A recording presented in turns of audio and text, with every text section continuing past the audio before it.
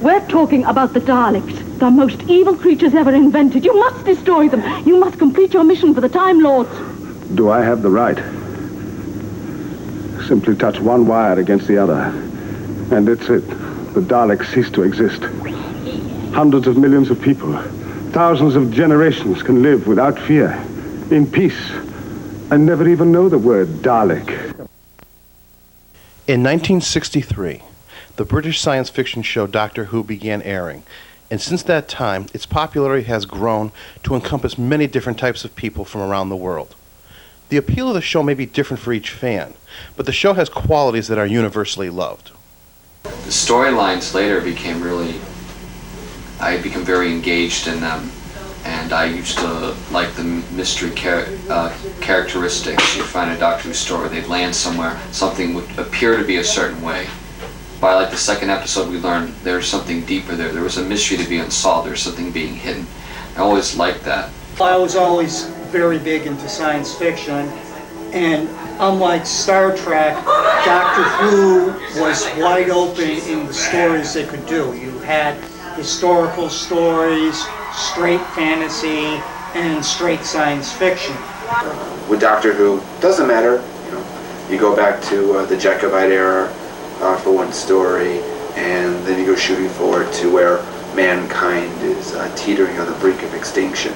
And that's perfectly okay, because that's what the series is about.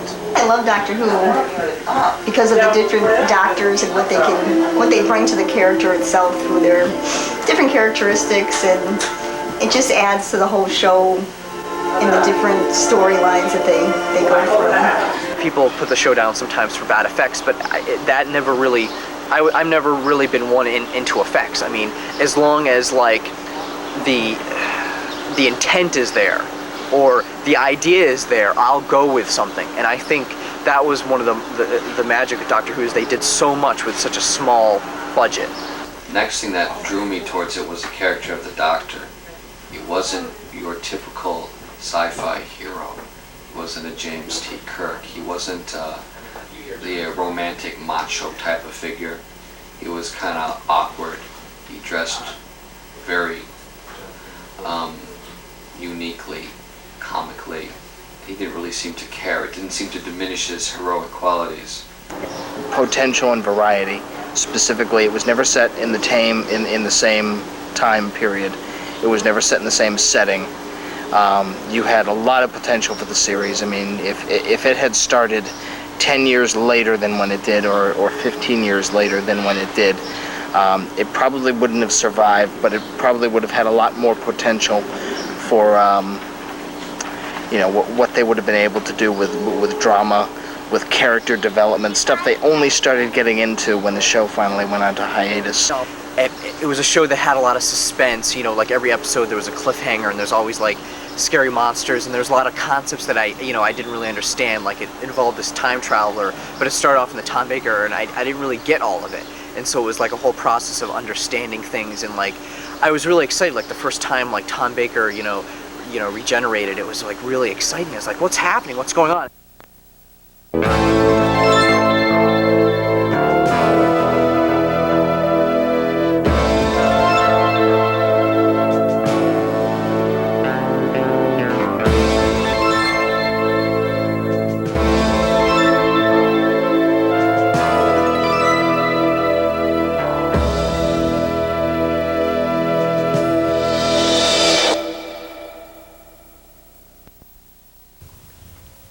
The popularity of Doctor Who hit a high point in the mid-1980s, and in 1986, a traveling exhibit was launched in the United States. Channel 57, a local PBS station, sponsored the 2 appearances of the exhibit. And I was really excited that this big, really cool Doctor Who thing was parked in the parking lot of the Holyoke Mall, and that it was on the news and it was in the papers. And I kind of thought, like, yes, Doctor Who's finally being recognized. It's happening here. I was really excited that a piece of Doctor Who was coming to my hometown. I had never seen a real life prop before. I'd never seen anything except what was on the screen. So to get to the point where I could actually touch it, at least for the TARDIS anyway, it was unbelievable.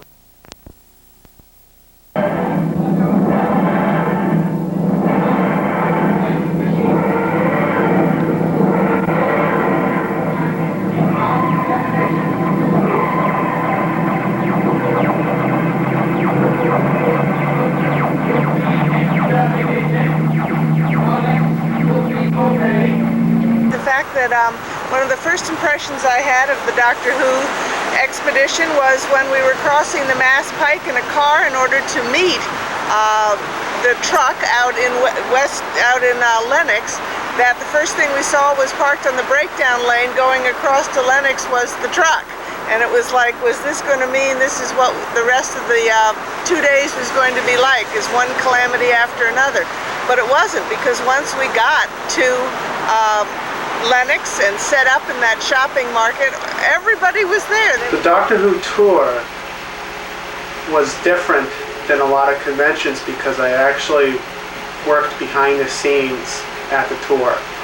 And we actually set it up, and that meant we were able to go in it a number of times and experience the props and all the other things. And of course, my biggest highlight was dressing up as a Cyberman and walking around the Holyoke Mall.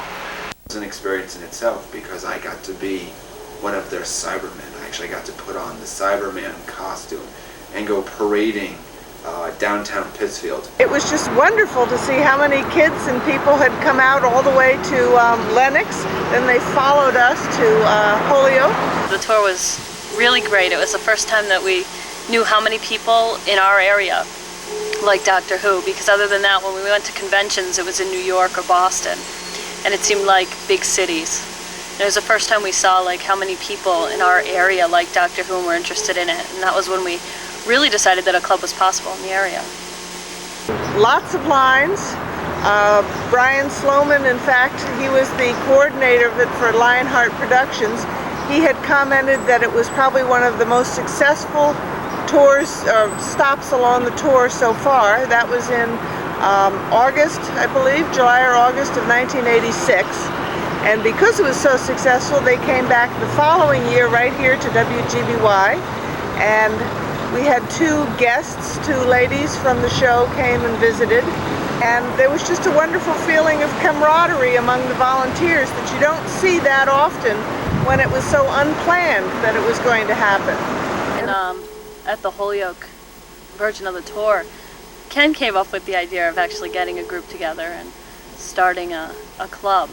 And when we went to the Springfield tour, I said, well, no one's doing anything, so I decided we needed to put out a little notebook and see who was interested in it or not. And that was really how it started completely. Let's try to get a local group of people together to start a Doctor Who club. This area really needs one. They need a newsletter that's going to tell them when there are Doctor Who conventions. And they need a group of people to go down to the station who understand something about Doctor Who to help them out with pledge breaks. He sent out a flyer that pretty much said, good news, we're starting a Doctor Who club. And inside the flyer was a ballot. And we wanted our members to have a real say in every aspect of the new club. And in it we had different suggestions for the club's name. We had different suggestions for what our newsletter would feature. My father had suggested a variation on the name I had come up with. He said, why not Knights of the White Guardian? And there was almost like if I remember, kind of like yeah, that could work. Now when it was put to a vote, it got the majority of the vote. And we went with that from there. Goals of going to the Channel 57 pledge drives were pretty much to let people know that we were the local club and to get our name out there. A lot of people joined the group, even some of the people who are still in it today joined the group from watching the show.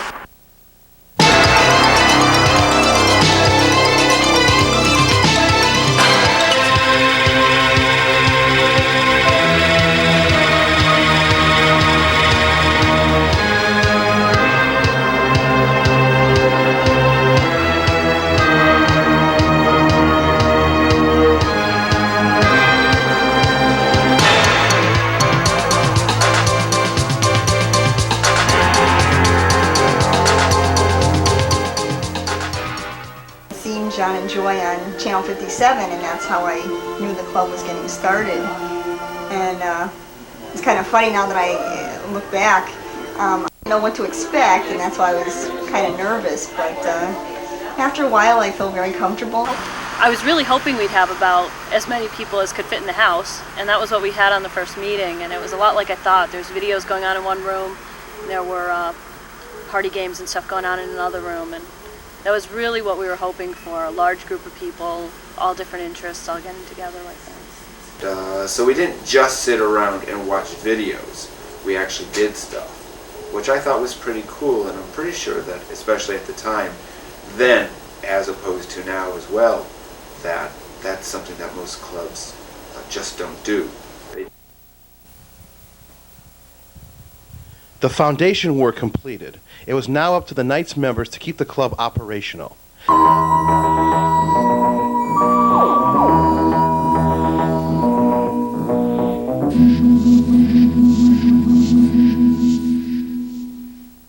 Happy 10th anniversary to the Whovians. You are wonderful people that started out as volunteers here at WGBY, and we're thrilled that you're still together 10 years later.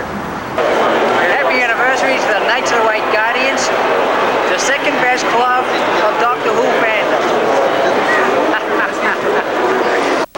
Well, I bet you never thought you'd see me on this tape, here in the all-free Knights of the White Guardian zone here. But hey, I just want to say happy anniversary to the Knights of the White Guardian. Well, I do want to say it's happy 10th anniversary to the White Guardians. I want to say that. Sure. White Knights. White Knights. Knights of the White Guardian. That's it. That's it. I knew it was somewhere around there. 10 years, huh? Happy 10th anniversary. Happy anniversary. 10th. 10. Yeah. Not 9. 8. No. 11. No. 10. 10. Definitely 10. Okay. Happy anniversary. Yeah. What she said. Happy 10th anniversary, Knights of the White Guardian. Let's have 10 more. Happy 10th anniversary, Knights. I feel privileged to be a charter member of the Knights of the White Guardian. Well, it's hard to believe, folks, but it's 10 years, and we've had a heck of a lot of fun with it, and here's for 10 more.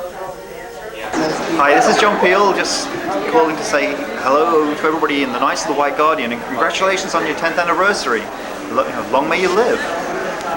Hi, happy anniversary to the 10th anniversary of the Happy 10th anniversary to the Knights of the White Guardian. Happy 10th anniversary to the Knights of the White Guardian.